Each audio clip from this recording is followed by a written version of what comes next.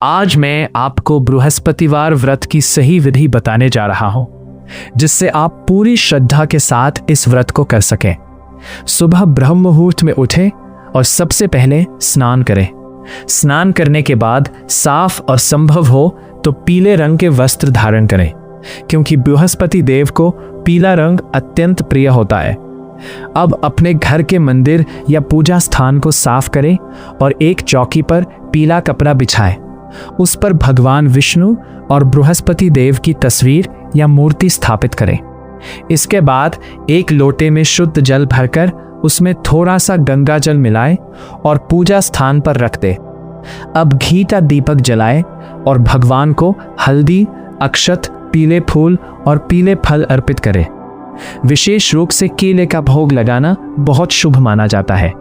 अब गुड़ और चने की दाल का भोग भगवान को लगाएं और सच्चे मन से हाथ जोड़कर प्रार्थना करें कि हे बृहस्पति देव, हमारे जीवन के सभी दुख दूर करें और हमारे घर में सुख समृद्धि का वास करें। इसके बाद श्रद्धा भाव से बृहस्पतिवार व्रत कथा सुने या सुनाए। श्री बृहस्पतिवार व्रत कथा। 1. भारतवर्ष में एक राजा राज्य करता था। वह बड़ा प्रतापी और दानी था। वह नित्य गरीबों और ब्राह्मणों की सहायता करता था। यह बात उसकी रानी को अच्छी नहीं लगती थी। वह ना ही गरीबों को दान देती, ना ही भगवान का पूजन करती थी और राजा को भी दान देने से मना किया करती थी। एक दिन राजा शिकार खेलने वन को गए हुए थे, तो रानी महल में अकेली थी। उसी समय बृहस्पति देव साधु वेश में राजा के महल में भिक्षा के लिए गए और भिक्षा मांगी। रानी ने भिक्षा देने से इनकार किया और कहा, हे साधु महाराज, मैं तो दान पुण्य से तंग आ गई हूँ। मेरा पति सारा धन लुटाता रहता है। मेरी इच्छा है कि हमारा धन नष्ट हो जाए, फिर ना रहेगा बांस, ना बजेगी बांसुरी। साधु ने कहा, देवी, तुम तो बड़ी अजीब हो। धन संतान तो सभी चाहते हैं। पुत्र और लक्ष्मी तो पापी के घर भी होने चाहिए। यदि तुम्हारे पास अधिक धन है तो भूखों को भोजन दो, प्यासों के लिए प्याऊ बनवाओ, मुसाफिरों के लिए धर्मशालाएं खुलवाओ। जो निधन अपनी कुंवारी कन्याओं का विवाह नहीं कर सकते, उनका विवाह करा दो। ऐसे और कई काम है जिनके करने से तुम्हारा यश लोक परलोक में फैलेगा। परंतु रानी पर उपदेश का कोई प्रभाव न पड़ा। वह बोली, महाराज, आप मुझे कुछ न समझाएं। मैं ऐसा धन नहीं चाहती जो हर जगह बांटती फिरो। साधु ने उत्तर दिया, यदि तुम्हारी ऐसी इच्छा है तो तथास्तु। तुम ऐसा करना कि बृहस्पतिवार को घर लीपकर पीली मिट्टी से अपना सिर धोकर स्नान करना, भट्टी चढ़ाकर कपड़े धोना। ऐसा करने से आपका सारा धन नष्ट हो जाएगा। इतना कहकर वह साधु महाराज वहां से आलोप हो गए। जैसे वह साधु कहकर गया था, रानी ने वैसा ही किया। 6 बृहस्पतिवार ही बीते थे कि उसका समस्त धन नष्ट हो गया और भोजन के लिए दोनों तरसने लगे। सांसारिक भोगों से दुखी रहने लगे। तब वह राजा रानी से कहने लगा कि तुम यहाँ पर रहो, मैं दूसरे देश में जाऊं, क्योंकि यहाँ पर मुझे सभी मनुष्य जानते हैं, इसलिए कोई कार्य नहीं कर सकता। देश चोरी परदेश भीख बराबर है। ऐसा कहकर राजा परदेश चला गया।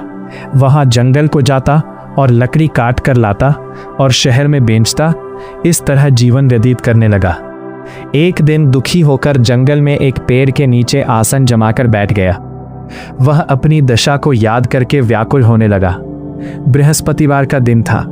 एकाएक उसने देखा कि निर्जन वन में एक साधु प्रकट हुए। वह साधु वेश में स्वयं बृहस्पति देवता थे। लकड़हारे के सामने आकर बोले, हे लकड़हारे, इस सुनसान जंगल में तू चिंतामग्न क्यों बैठा है? लकड़हारे ने दोनों हाथ जोड़कर प्रणाम किया और उत्तर दिया, महात्मा जी, आप सब कुछ जानते हैं, मैं क्या कहूँ। यह कहकर रोने लगा और साधु को आत्मकथा सुनाई। महात्मा जी ने कहा, तुम्हारी स्त्री ने बृहस्पति के दिन वीर भगवान का निरादर किया है, जिसके कारण रुष्ट होकर उन्होंने तुम्हारी यह दशा कर दी। अब तुम चिंता को दूर करके मेरे कहने पर चलो तो तुम्हारे सब कष्ट दूर हो जाएंगे और भगवान पहले से भी अधिक संपत्ति देंगे। तुम बृहस्पति के दिन कथा किया करो। 2 पैसे के चने मुनक्का मंगवाकर उसका प्रसाद बनाओ और शुद्ध जल से लोटे में शक्कर मिलाकर अमृत तैयार करो। कथा के पश्चात अपने सारे परिवार और सुनने वाले प्रेमियों में अमृत व प्रसाद बांटकर आप भी ग्रहण करो। ऐसा करने से भगवान तुम्हारी सब कामनाएं पूरी करेंगे।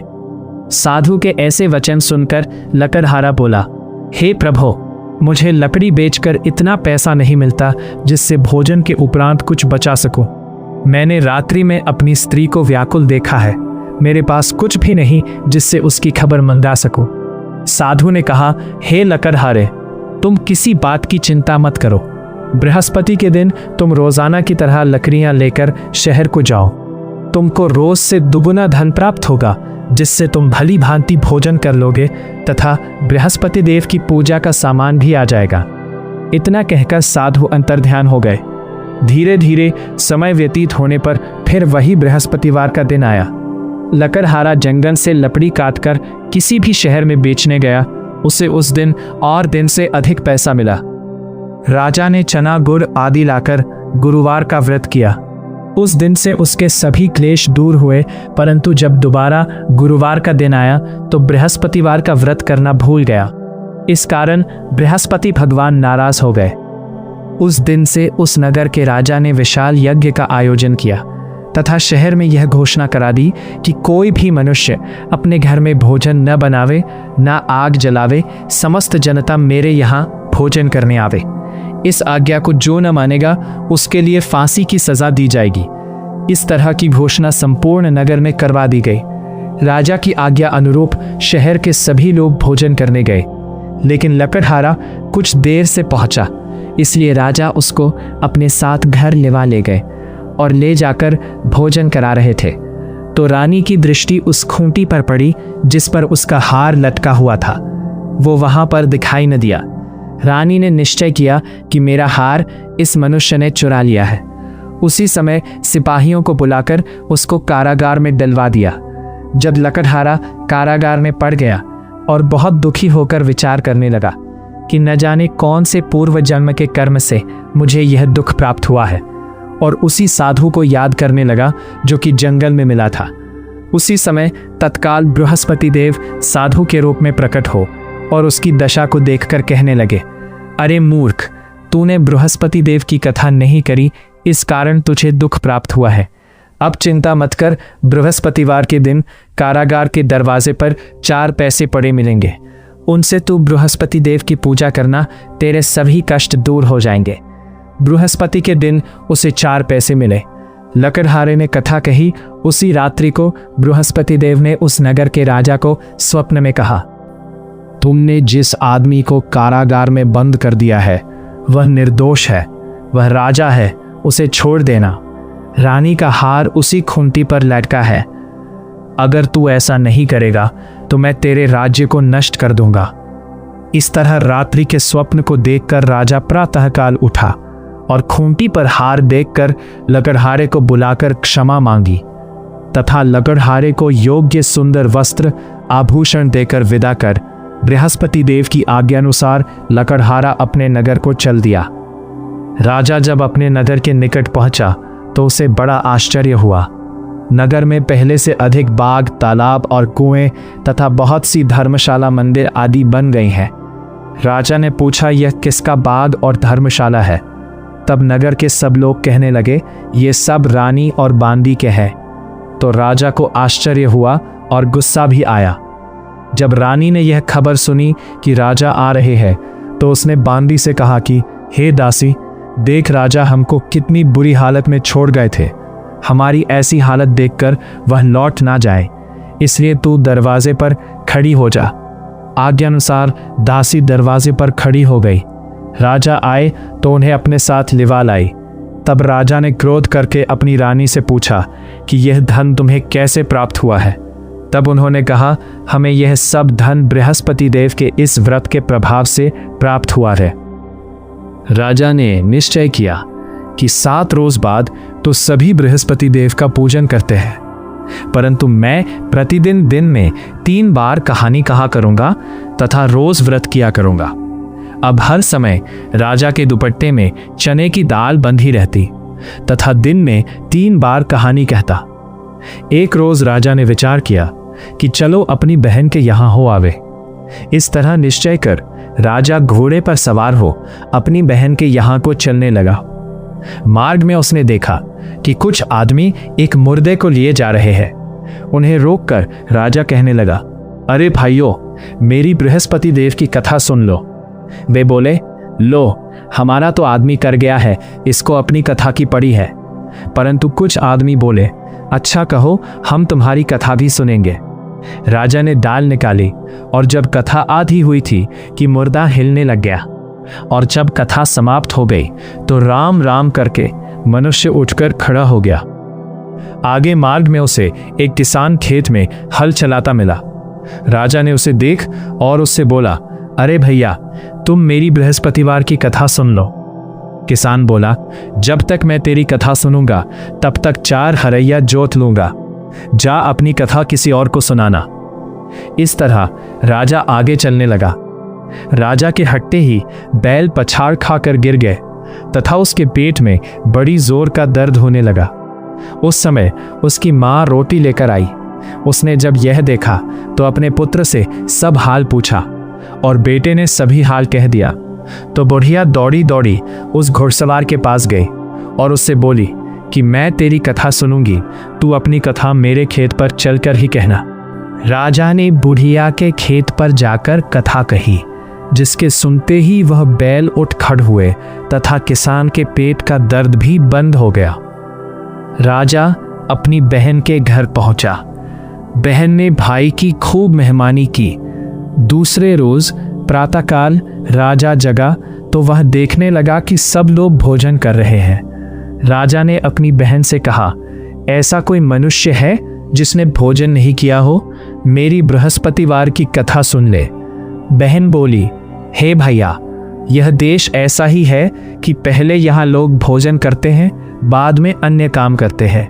अगर कोई पड़ोस में हो तो देखो। वह ऐसा कहकर देखने चली गई, परंतु उसे कोई ऐसा व्यक्ति नहीं मिला जिसने भोजन नहीं किया हो। अतः वह एक कुम्हार के घर गई जिसका लड़का बीमार था। उसे मालूम हुआ कि उनके यहाँ 3 रोज से किसी ने भोजन नहीं किया है। रानी ने अपने भाई की कथा सुनने के लिए कुम्हार से कहा। वह तैयार हो गया। राजा ने जाकर बृहस्पतिवार की कथा कही, जिसको सुनकर उसका लड़का ठीक हो गया। अब तो राजा की प्रशंसा होने लगी। एक रोज राजा ने अपनी बहन से कहा कि हे बहन, हम अपने घर को जाएंगे, तुम भी तैयार हो जाओ। राजा की बहन ने अपनी सास से कहा। सास ने कहा, हाँ चली जा, परंतु अपने लड़कों को मत ले जाना, क्योंकि तेरे भाई के कोई औलाद नहीं है। बहन ने अपने भैया से कहा, हे भैया, मैं तो चलूंगी, पर कोई बालक नहीं जाएगा।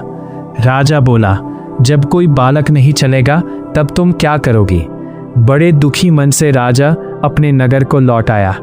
राजा ने अपनी रानी से कहा, हम निरवंशी हैं, हमारा मुंह देखने का धर्म नहीं है और कुछ भोजन आदि नहीं किया।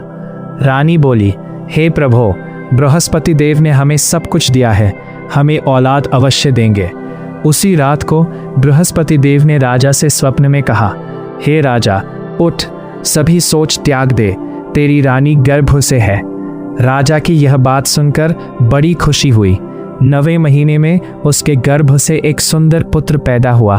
तब राजा बोला, हे रानी, स्त्री बिना भोजन के रह सकती है, बिना कहे नहीं रह सकती। जब मेरी बहन आवे तुम उससे कुछ कहना मत। रानी ने सुनकर हाँ कर दिया। जब राजा की बहन ने यह शुभ समाचार सुना तो वह बहुत खुश हुई तथा बधाई लेकर अपने भाई के यहाँ आई। तभी रानी ने कहा, घोड़ा चढ़कर तो नहीं आई, गधा चढ़ी आई। राजा की बहन बोली, भाभी, मैं इस प्रकार न कहती तो तुम्हें औलाद कैसे मिलती? बृहस्पति देव ऐसे ही है, जैसी जिसके मन में कामनाएं हैं सभी को पूर्ण करते हैं। जो सद्भावना पूर्वक बृहस्पतिवार का व्रत करता है एवं कथा पढ़ता है अथवा सुनता है, दूसरों को सुनाता है, बृहस्पति देव उसकी मनोकामना पूर्ण करते हैं। भगवान बृहस्पति देव उसकी सदैव रक्षा करते हैं। संसार में जो मनुष्य सद्भावना से भगवान जी का पूजन व्रत सच्चे हृदय से करते हैं तो उनकी सभी मनोकामनाएं पूर्ण करते हैं। जैसी सच्ची भावना से रानी और राजा ने उनकी कथा का गुणगान किया तो उनकी सभी इच्छाएं बृहस्पति देव जी ने पूर्ण की थीं। इसलिए पूर्ण कथा सुनने के बाद प्रसाद लेकर जाना चाहिए। हृदय से उसका मनन करते हुए जयकारा बोलना चाहिए। बोलो बृहस्पति देव की जय।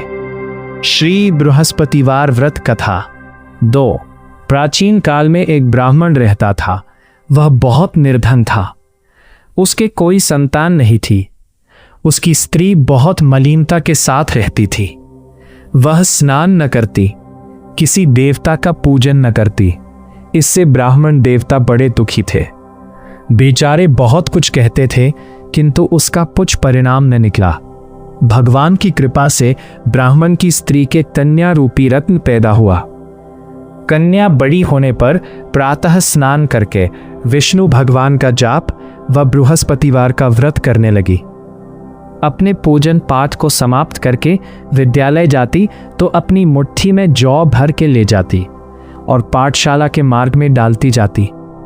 तब ये जौ स्वर्ण के जो जाते, लौटते समय उनको बीन कर घर ले आती थी। एक दिन वह बालिका सूप में उस सोने के जौ को फटक कर साफ कर रही थी कि उसके पिता ने देख लिया और कहा, हे बेटी, सोने के जौ के लिए सोने का सूप होना चाहिए। दूसरे दिन बृहस्पतिवार था। इस कन्या ने व्रत रखा और बृहस्पति देव से प्रार्थना करके कहा, मैंने आपकी पूजा सच्चे मन से की हो तो मेरे लिए सोने का सूप दे दो। बृहस्पति देव ने उसकी प्रार्थना स्वीकार कर ली। रोजाना की तरह वह कन्या जौ फैलाती हुई जाने लगी। जब लौटकर जौ बीन रही थी तो बृहस्पति देव की कृपा से सोने का सूप मिला। उसे वह घर ले आई और उसमें जौ साफ करने लगी, परंतु उसकी मां का वही ढंग रहा। एक दिन की बात है कि वह कन्या सोने के सूप में जौ साफ कर रही थी। उस समय उस शहर का राजपुत्र वहां से होकर निकला। इस कन्या के रूप और कार्य को देखकर मोहित हो गया तथा अपने घर आकर भोजन तथा जल त्याग कर उदास होकर लेट गया। राजा को इस बात का पता लगा तो अपने प्रधानमंत्री के साथ उसके पास गए और बोले, हे बेटा, तुम्हें किस बात का कष्ट है? किसी ने अपमान किया है अथवा और कारण हो सो कहो, मैं वही कार्य करूंगा जिससे तुम्हें प्रसन्नता हो।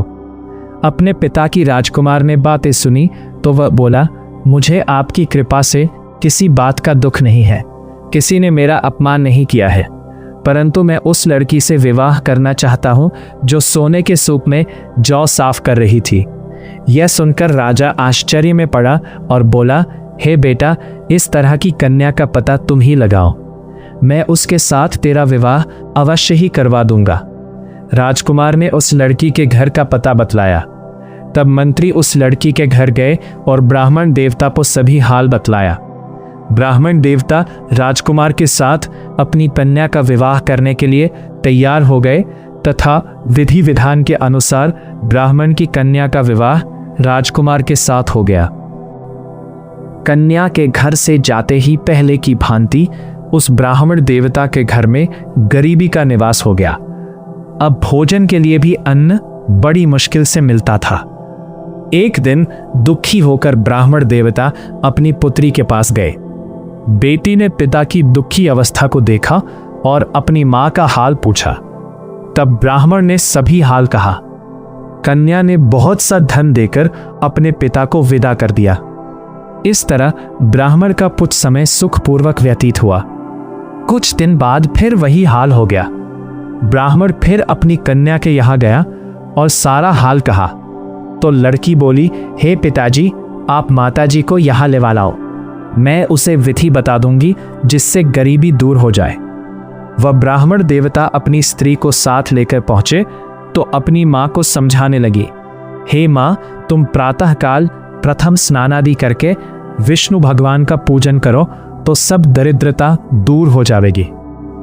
परंतु उसकी मांग ने एक भी बात नहीं मानी और प्रातःकाल उठकर अपनी पुत्री के बच्चों की जूठन को खा लिया। इससे उसकी पुत्री को भी बहुत गुस्सा आया और एक रात को कोठरी से सभी सामान निकाल दिया और अपनी मां को उसमें बंद कर दिया। प्रातःकाल उसे निकाला तथा स्नान आदि करा के पाठ करवाया तो उसकी मां की बुद्धि ठीक हो गई और फिर प्रत्येक बृहस्पतिवार को व्रत रखने लगी। इस व्रत के प्रभाव से उसके माँ बाप बहुत ही धनवान और पुत्रवान हो गए और बृहस्पति जी के प्रभाव से इस लोक के सुख भोग कर स्वर्ग को प्राप्त हुए। सब बोलो विष्णु भगवान की जय, बोलो बृहस्पति देव की जय। कथा के बाद भगवान की आरती करें और प्रसाद सभी को बांटें और स्वयं भी ग्रहण करें। अब जान लेते हैं कि इस व्रत में क्या खाना चाहिए। बृहस्पतिवार के दिन एक समय ही भोजन करना चाहिए। भोजन में पीली चीज़ों का सेवन करना शुभ माना जाता है, जैसे चने की दाल, बेसन से बनी चीज़ें, केले और गुड़। भोजन में नमक कम या बिल्कुल न लें और सादा भोजन करें। अब जान लेते हैं कि इस दिन क्या नहीं करना चाहिए। बृहस्पतिवार के दिन बाल नहीं धोने चाहिए, कपड़े नहीं धोने चाहिए और घर में झाड़ू पोंछा नहीं करना चाहिए। इस दिन केले के पेड़ को नहीं काटना चाहिए और न ही पीली चीज़ों का अपमान करना चाहिए। जो भी व्यक्ति सच्चे मन और श्रद्धा के साथ बृहस्पतिवार का व्रत करता है, उसके जीवन में सुख, शांति और समृद्धि आती है और उसकी सभी मनोकामनाएं पूर्ण होती है। बोलो बृहस्पति देव की जय, बोलो भगवान विष्णु की जय।